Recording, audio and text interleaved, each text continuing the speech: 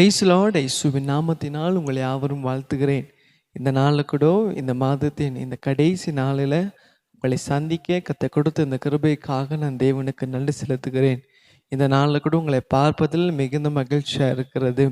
இந்த நாளில் கூட வேதத்திலேருந்து வசனத்தை நம்ம வாசிக்கும் போது சங்கீதம் 118 அதிகாரத்தில் 1 வசனம் இப்படி சொல்லுகிறது, கர்த்தர் நல்லவர், அவரை துதியுங்கள், அவருடைய கிருபை என்றும் உள்ளது.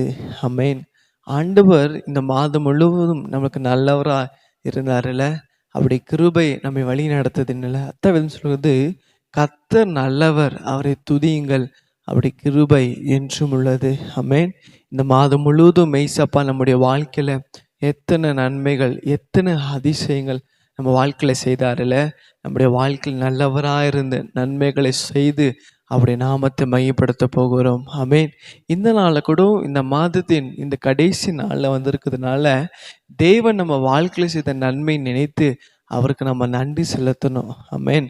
அப்போ நம்ம வாழ்க்கையில் எத்தனையோ அற்புதங்கள், எத்தனையோ அதிசயங்கள், நம்ம நினைச்சு பார்க்க முடியாத நன்மைகளை ஏசப்பா நம்ம வாழ்க்கையில் செய்திருக்கார். அதை நினைத்து நம்ம அவருக்கு நன்றி செலுத்தணும், அவரை துதிக்கணும். அதுதான் வேதம் சொல்லுது, அவரை துதியுங்கள், அப்படி கிருபை என்றும் உள்ளது. ஆமென். ஒவ்வொரு நாளும் அப்படி கிருபை நம்ம வழி நடத்ததில்லை, நம்முடைய பிள்ளைகளை பாதுகாத்தது, நம்ம போகிறதான இடங்களில் ஏசப்பா நம்மளை பாதுகாத்தாரு. அவருடைய கிருபை நம்ம கூடவே இருந்து எல்லா தீங்கும் நம்ம விலக்கி பாதுகாத்ததை அதை நினைத்து நம்ம அவருக்கு துதிக்க வேண்டும். ஆமென்.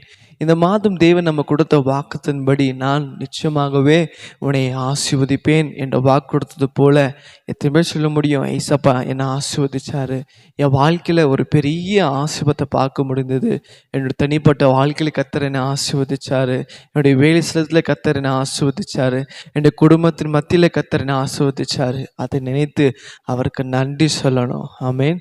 அவரை நீங்கள் துதிக்கணும். அவர் உங்கள் மேலே வச்சிருக்கிற அன்புக்காக, தயவுக்காக, கிருபைகளுக்காக, அவர் நல்லவராய் ஒவ்வொரு நாளும் நம்ம வாழ்க்கை நன்மை செய்தாரே, அதை நினைத்து அவருக்கு நன்றி செலுத்தலாமா?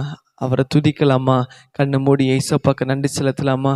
ஒரு நன்றி உள்ள மனதோடு அவர் கண்களை மூடி ஆண்டவரை நோக்கி சொல்லுங்க, ஏசப்பா நீ செய்த ஒவ்வொரு நன்மைகளுக்காக ஆண்டவரே, எங்கள் வாழ்க்கையில் ஆண்டவரே அப்பா நல்லவராக இருந்தீங்களே, அதை நினைத்து அப்பா எங்கள் வாழ்க்கையில் அப்பா உம்முடைய கிருபை என்றுமுள்ளதாக இருந்தது, அதை நினைத்து உமக்கு நன்றி செலுத்துகிறோம் என்று சொல்லாமா? ஆண்டவரே, இந்த மாதம் முழுவதும் எத்தனை நன்மைகள் அப்பா, எத்தனை அதிசயங்கள், எத்தனை உபகாரங்கள் எங்கள் வாழ்க்கையில் ஆண்டவர் நல்லவராக இருந்து எங்களை ஆசீர்வதிச்சிங்களே, எங்கள் தேவைகளை சந்தித்தீங்களே, ஒவ்வொரு நானூறாச்சும் எங்களை அற்புதமாக எங்களை வழி நடத்தினீங்களே, அதற்காக உமக்கு நன்றி ஆண்டவரே. அதை நினைத்து ஏசப்பா உள்ளத்தின் ஆழத்திலிருந்து உமக்கு நாங்கள் நன்றி செலுத்துகிறோம், உமக்கு நாங்கள் ஸ்தோத்திர பலியை செலுத்துகிறோம், உமக்கு ஆண்டவரப்பா நாங்கள் துதிகளை செலுத்துகிறோம்ப்பா.